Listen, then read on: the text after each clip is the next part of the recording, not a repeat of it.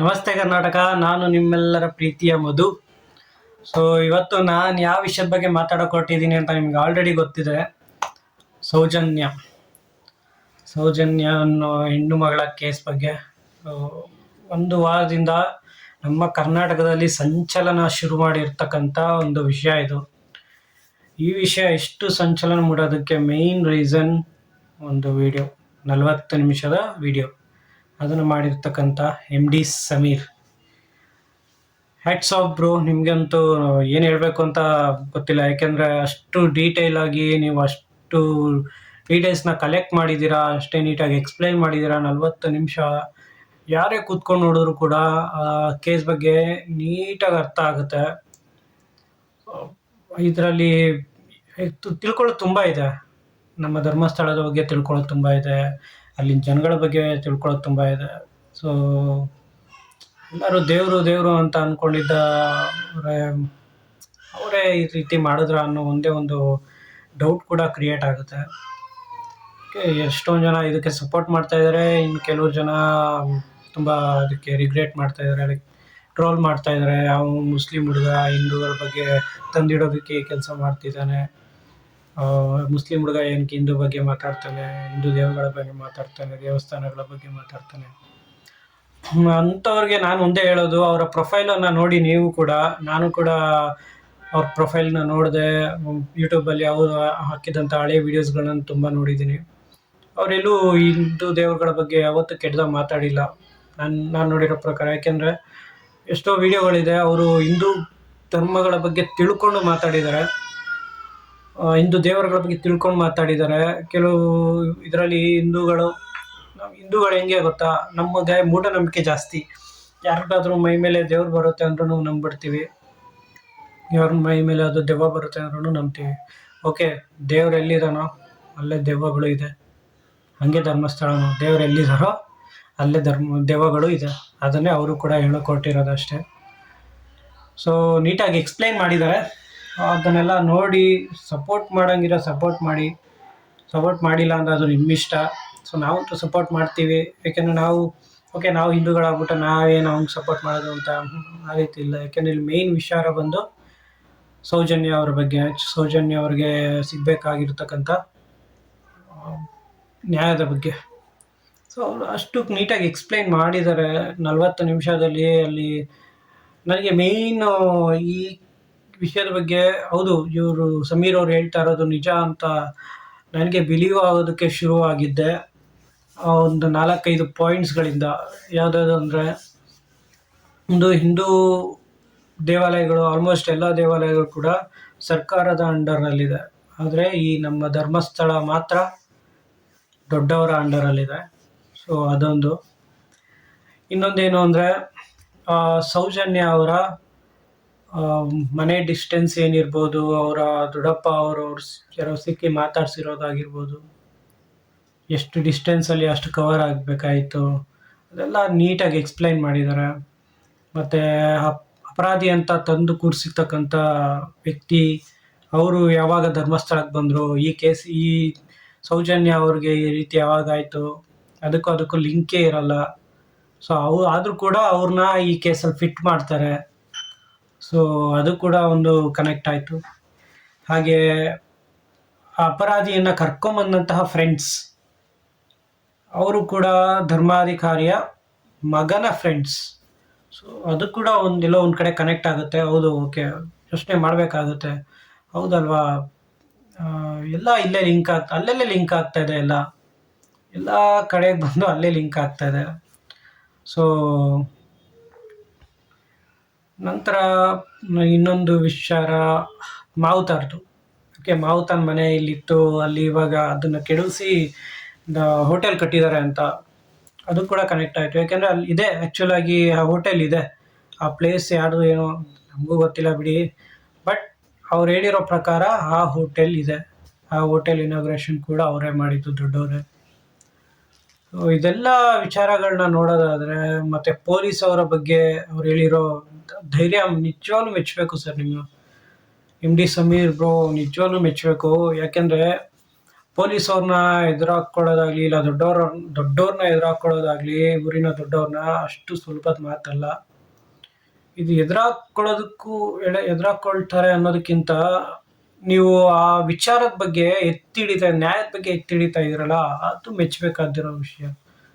ಯಾಕಂದ್ರೆ ಆ ಪೊಲೀಸವರು ಈ ವೀರ್ಯವನ್ನ ಇಷ್ಟು ದಿನಕ್ಕೆ ತಗೊಂಡೋಗಿ ಕೊಡ್ತಾರೆ, ಯಾಕೆ ಲೇಟಾಗಿ ಕೊಟ್ರು, ಇದೆಲ್ಲ ತುಂಬಾ ಕನೆಕ್ಟ್ ಆಗುವಂತ ವಿಚಾರಗಳನ್ನ ನೀವು 40 ನಿಮಿಷ ಮಾಡಾಕಿದ್ದೀರಾ. ಯಾವುದೇ ಅನ್ಎಜುಕೇಟೆಡ್ ತೋರಿಸ್ರಿ ಇದನ್ನ, ಈ ವಿಡಿಯೋನ, ಅವ್ರಿಗೆ ಅರ್ಥ ಆಗ್ಬಿಡುತ್ತೆ ಇದ್ರಲ್ಲಿ ಏನಾಗಿದೆ ಅಂತ, ಏನು ಕೇಸ್ ಅಂತಾನೆ ಅರ್ಥ ಆಗ್ಬಿಡುತ್ತೆ. ನಾವು ಸೌಜನ್ಯ ಅವ್ರ ಕೇಸ್ ಆದಾಗ ಮೋಸ್ಟ್ಲಿ ನಾನು 10th ಇಲ್ಲ ಫಸ್ಟ್ PU ಓದ್ತಾ ಇರ್ಬೋದೇನೋ ಅಷ್ಟೇ. ಸೊ ನಮ್ಗೆ ಅದ್ರ ಬಗ್ಗೆ ಅಷ್ಟು ಐಡಿಯಾನೂ ಇರಲಿಲ್ಲ. ನಾವು ಆವಾಗ ಕೇಳಿದ್ದುಂಟು ಅಷ್ಟೇ, ಈ ಥರ ಧರ್ಮಸ್ಥಳದಲ್ಲಿ ಈ ಥರ ಆಗಿದೆ, ಮರ್ಡರ್ ಆಗಿದೆ, ರೇಪನ್ ಮರ್ಡರ್ ಆಗಿದೆ ಅಂತ. ಬಟ್ ಆ ಹೆಣ್ಣು ಮಗಳಿಗೆ ಈ ರೀತಿ ಎಲ್ಲ ಆಗಿದೆ ಅಂದ್ರೆ ಇವಾಗ ಈ ವಿಡಿಯೋ ನೋಡಿದ್ಮೇಲೆ ಸೀರಿಯಸ್ ಆಗಿ ಇಷ್ಟು ವರ್ಷ ಎಲ್ಲಿದ್ದಪ್ಪ ಅಂತ ನೀವು ನನ್ಗೆ ಕೇಳ್ಬೋದು. ನಾವು ಈ ವಿಡಿಯೋ ನೋಡಾದ್ಮೇಲೆ ನಾನು ನಿಮ್ಮ ವಿಡಿಯೋ ಮಾಡ್ತಾ ಇರೋದು. ಎಷ್ಟೋ ಜನ ಸಪೋರ್ಟ್ ಮಾಡ್ತಾ ಇದ್ದಾರೆ MD ಸಮೀರ್ ಅವ್ರನ್ನ, ಅವ್ರಿಗೆಲ್ಲ ನಮ್ಮ ಕಡೆಯಿಂದ ನಿಜವಾಗ್ಲೂ ಹೆಡ್ಸ್ ಆಫ್. ನಾವು ಕೂಡ ಸಪೋರ್ಟ್ ಮಾಡ್ತೀವಿ.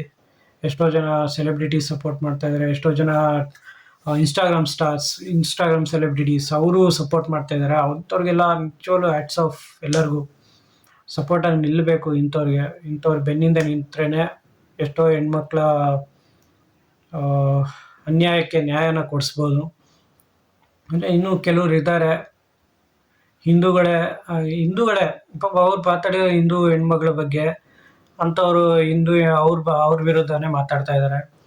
ಸೊ ಅದರಲ್ಲಿ ಒಬ್ರು ಇದ್ದಾರೆ, ನನಗೆ ಈ ವ್ಯಕ್ತಿ ಬಗ್ಗೆ ನಂಗೆ ಗೌರವ ಇದೆ. ಆದರೆ ಈ ವ್ಯಕ್ತಿ ಯಾಕೆ ಇತ್ತೀಚೆಗೆ ಇಷ್ಟೊಂದು ಕಾಂಟ್ರವರ್ಸಿಯಲ್ಲಿ ಸಿಗಾಕೊಳ್ತಾ ಇದ್ದಾರೆ ಅಂತ ನನಗೂ ಗೊತ್ತಿಲ್ಲ.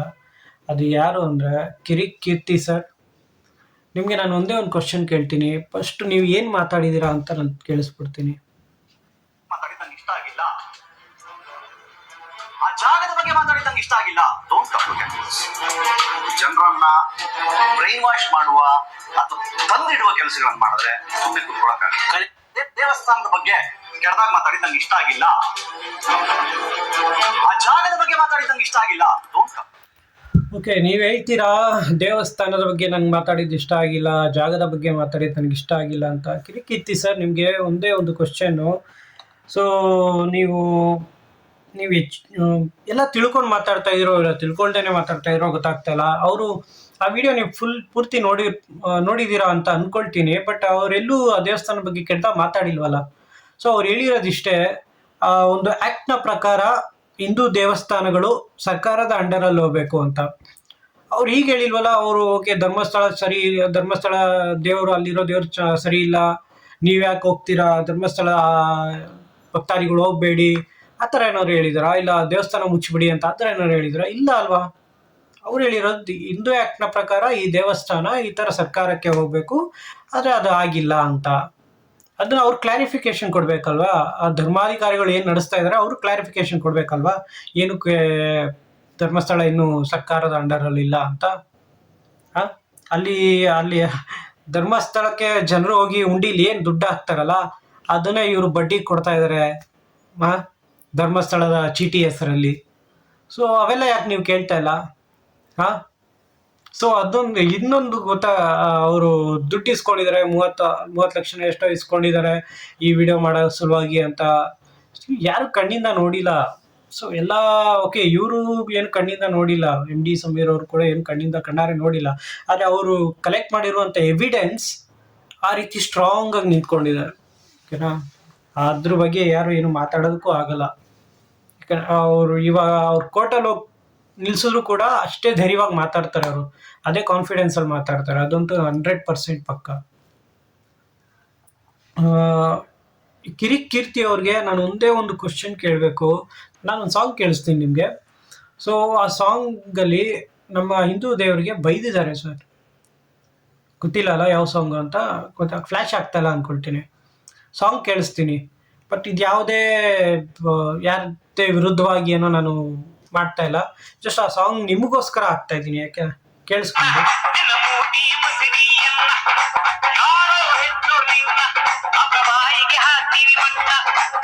ಶಿವ ಬಳ್ಳ ಶಿವ ಸುಳ್ಳ ಶಿವ ಹುಂಬ ಶಿವ.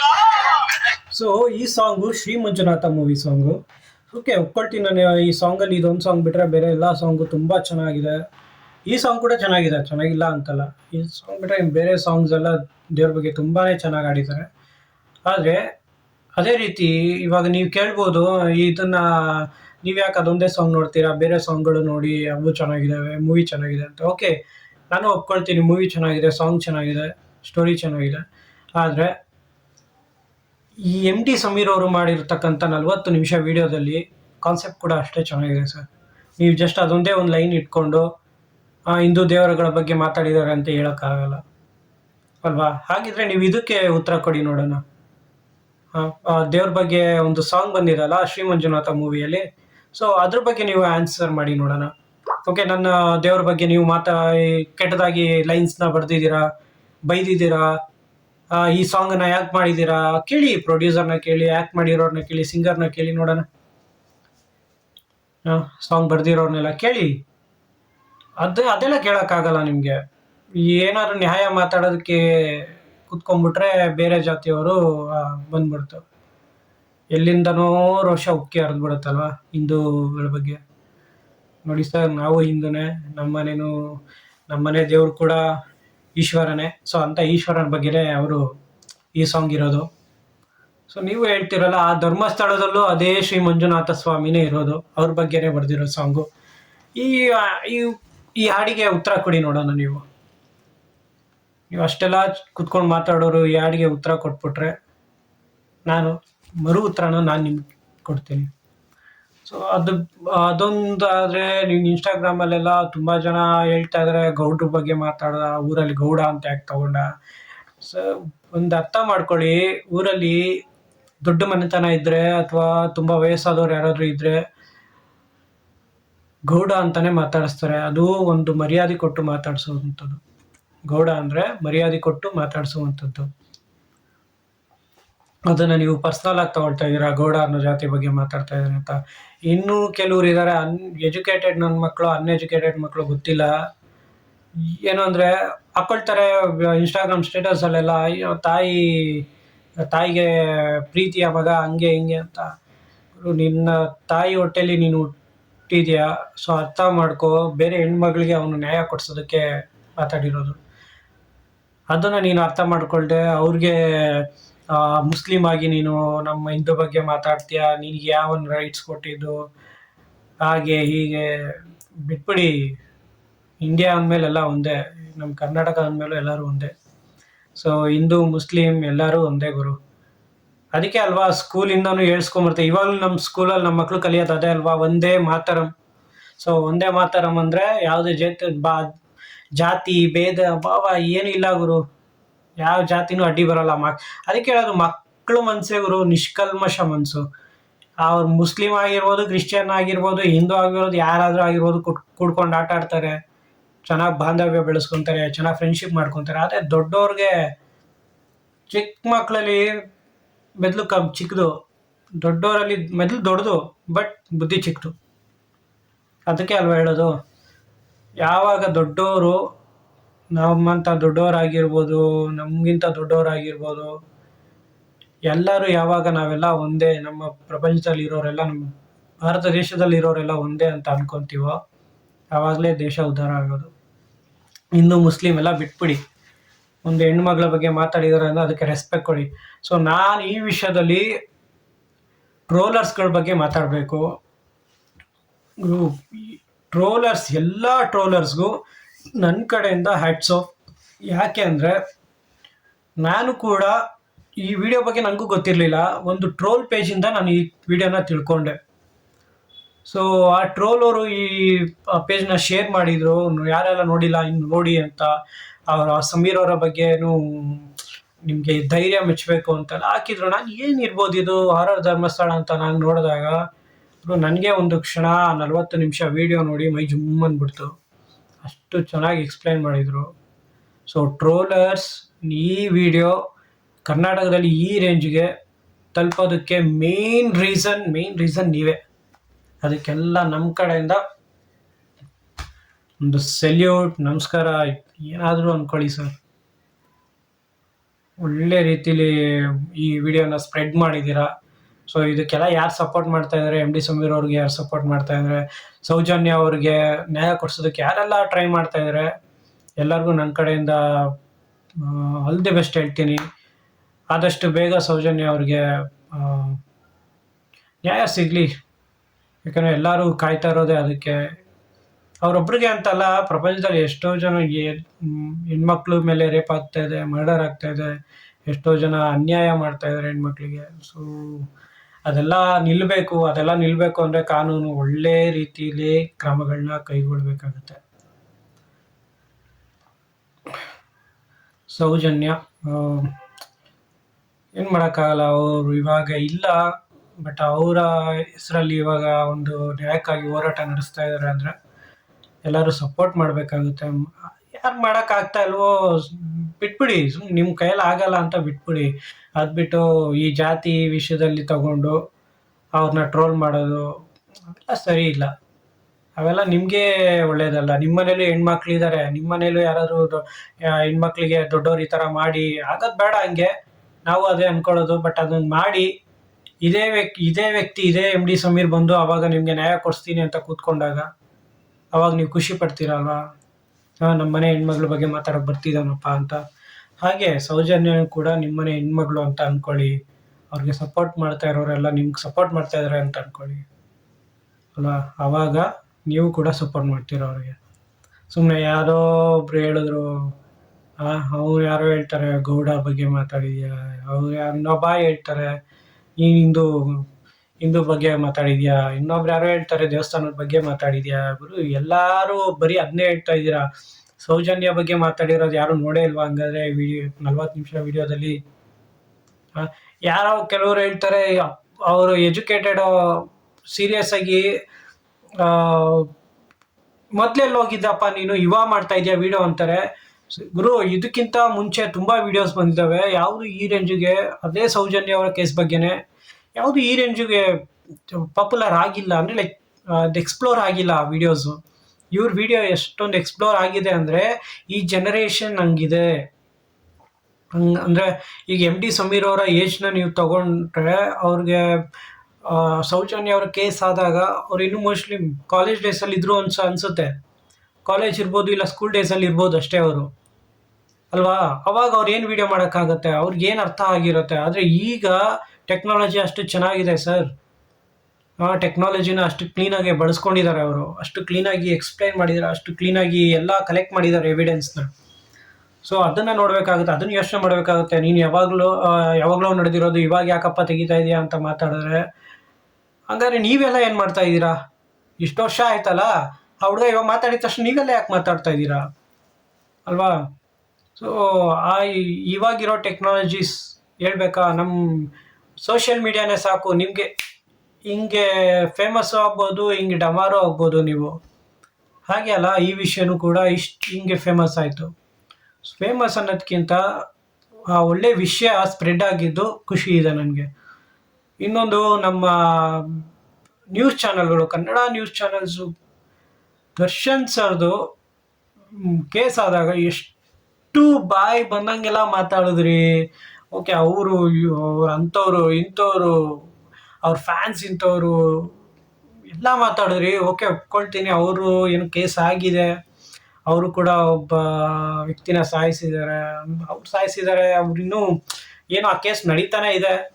ಬಟ್ ಅವ್ರ ಕಡೆಯಿಂದನೂ ಒಂದು ಕುಟುಂಬ ಅನಾಥರಾಗಿದ್ದಾರೆ. ಸೊ ಅವ್ರಿಗೆ ನನ್ನ ಕಡೆಯಿಂದ ಸ್ಯಾಡ್ನೆಸ್ ಅಂತೂ ಇದೆ. ಬಟ್ ಆದರೆ ಅವ್ರ ವಿಚಾರದಲ್ಲಿ ಇಷ್ಟೆಲ್ಲ ಮಾತಾಡಿದಂತಹ ನ್ಯೂಸ್ ಚಾನೆಲ್ಗಳು ಸೌಜನ್ಯ ಅವರ ಕೇಸು ಇವಾಗ ಎಷ್ಟು ಪಾಪ್ಯುಲರ್ ಆಗ್ತಾ ಇದಲ್ಲ, ಎಮ್ ಡಿ ಸಮೀರ್ ಅವ್ರನ್ನ ಕೂರಿಸ್ಕೊಂಡು ಯಾರಾದರೂ ಒಬ್ಬರಾದರೂ ವಿಚಾರ ಮಾಡುವಂಥ ಥಾಟ್ಸ್ ಇಟ್ಕೊಂಡಿದ್ದೀರಾ? ಈ ಥರ ಎವಿಡೆನ್ಸ್ ಎಲ್ಲಿ ಕಲೆಕ್ಟ್ ಮಾಡಿದ್ರಿ, ನಿಮ್ಗೆ ಹೇಗೆ ಗೊತ್ತು ಇದೆಲ್ಲ? ಯಾರಾದ್ರು ಕಲೆಕ್ಟ್ ಮಾಡಿದ್ದೀರಾ? ಎಲ್ಲರೂ ಹೇಳ್ತಾ ಇದ್ದೀರಾ. ಅದೊಂದು ಟ್ರೋಲ್ಗಳು ಮಾತ್ರ ಸಿಕ್ಬಿಟ್ರೆ ಈ ಥರ ದುಡ್ಡು ಇಸ್ಕೊಂಡಿದ್ದಾರಂತೆ ಮಾತಾಡೋಕ್ಕೆ, ಅದೆಲ್ಲ ಹೇಳ್ತೀರಾ. ಅವನ್ನ ಕೂರಿಸ್ಕೊಂಡು ಮಾತಾಡಿ ಅಲ್ಲ, ನಿಮ್ಗೆ ಹೆಂಗೆ ಸಿಕ್ಕಿದೆ ಎವಿಡೆನ್ಸ್ ಎಲ್ಲ ಅಂತ. ಎಲ್ಲ ವೀಡಿಯೋಸ್ ಎಲ್ಲ ಟ್ರೋಲ್ ಮಾಡೋದಕ್ಕೆ, ಇಲ್ಲ ದೊಡ್ಡ ದೊಡ್ಡ ಯಾರಾದರೂ ಇವಾಗ ಸೋಷಿಯಲ್ ಮೀಡಿಯಾದಲ್ಲಿ ನನಗೆ ನ್ಯೂಸ್ ಚಾನಲ್ ಹೆಸರು ತಗೊಳ್ಳಲ್ಲ ನಾನು. ಸೋಷಿಯಲ್ ಮೀಡಿಯಾದಲ್ಲಿ ಬಟ್ಟೆ ಬಿಚ್ಕೊಂಡು ಕುಣಿಯೋರ್ದೆಲ್ಲ ಕರ್ಕೊಂಬಂದು ಅವರೇ ದೊಡ್ಡ ಸೆಲೆಬ್ರಿಟಿಗಳು ಅನ್ನೋ ಥರ ವೀಡಿಯೋಗಳು ಮಾಡಿ ನ್ಯೂಸ್ ಮಾಡಿ ಹಾಕ್ತಾರೆ. ಒಂದು ಚಾನಲ್, ನ್ಯೂಸ್ ಚಾನಲ್, ಅದನ್ನ ಬಕೆಟ್ ಚಾನಲ್ ಅಂತಲೇ ಹೇಳ್ತಾರೆ ಎಲ್ಲರೂ. ಬಕೆಟ್ ಚಾನಲ್ ಅಂತಾರೆ. ನಿಮ್ಗೆ ಗೊತ್ತಾಗ್ಬಿಟ್ಟಿರುತ್ತೆ ಯಾವ ಚಾನಲ್ ಅಂತ, ಬಕೆಟ್ ಚಾನಲ್. ಸೊ ಅವರು ದರ್ಶನ್ ಬಗ್ಗೆ ಎಷ್ಟೊಂದೆಲ್ಲ ಮಾಡಿದ್ರು, ದರ್ಶನ್ ಸರ್ ಬಗ್ಗೆ ಮಾತಾಡಿದ್ರು. ಇವ್ರನ್ನ ಕೂರಿಸ್ಕೊಳ್ಳಿ ನೋಡೋಣ, ಇವ್ರನ್ನ ಕೂರಿಸ್ಕೊಂಡು ಮಾತಾಡಿಸಿ ನೋಡೋಣ. ಇಷ್ಟ ಒಳ್ಳೆ ಕೆಲಸ ಮಾಡೋಕೆ ಹೋಗ್ತಾ ಇದ್ದೀರಾ, ನಿಮ್ಗೆ ಯಾರು ಸ್ಫೂರ್ತಿ, ನಿಮ್ಗೆ ಯಾರು ಬೆನ್ನೆಲುಬಾಗಿದ್ದಾರೆ, ನಾವು ಸಪೋರ್ಟ್ ಆಗಿರ್ತೀವಿ ಅಂತ ಮಾತಾಡಿ ನೋಡೋಣ. ಆಗಲ್ಲ. ಹಾಂ, ಯಾವ ಬಟ್ಟೆ ಬಿಚ್ಕೊಂಡು ಬಿಗ್ ಬಾಸ್ಗೆ ಹೋದ್ರು, ಬಿಗ್ ಬಾಸ್ ಅವ್ರನ್ನ ಬಂದು ಕೂರಿಸ್ಕೊಳ್ರಿ. ನೋಡಿ, ಸೋಷಿಯಲ್ ಮೀಡಿಯಾದಲ್ಲಿ ಎಷ್ಟೋ ಜನ ಸಪೋರ್ಟ್ ಮಾಡ್ತಾ ಇದ್ದಾರೆ ಇವತ್ತಿನ ದಿನದಲ್ಲಿ. MD ಸಮೀರ್ ಅವ್ರನ್ನ ಸೌಜನ್ಯಗೆ ನ್ಯಾಯ ಕೊಡ್ಸೋದಕ್ಕೋಸ್ಕರ ಎಷ್ಟೋ ಜನ ಹೆಲ್ಪ್ ಮಾಡ್ತಾ ಇದ್ದಾರೆ, ಎಷ್ಟೋ ಜನ ಮುಂದೆ ಬರ್ತಾ ಇದ್ದಾರೆ. ನಾವು ಹೆಲ್ಪ್ ಮಾಡ್ತೀವಿ, ಓಕೆ, ನಾವು ಸಪೋರ್ಟ್ ಆಗಿ ನಿಂತ್ಕೊತೀವಿ ಅಂತ. ನಮ್ಮ ನ್ಯೂಸ್ ಚಾನಲ್ಗಳಿಗೆ ಏನಾಗಿದೆ, ಅದೇ ಬೇರೆ ಚಾನಲ್ಗಳು ತಗೊಳ್ಳಿ. ನಾನು ಒಂದು ವಿಡಿಯೋ ಪ್ಲೇ ಮಾಡ್ತೀನಿ, ನೋಡಿ ಇವಾಗ.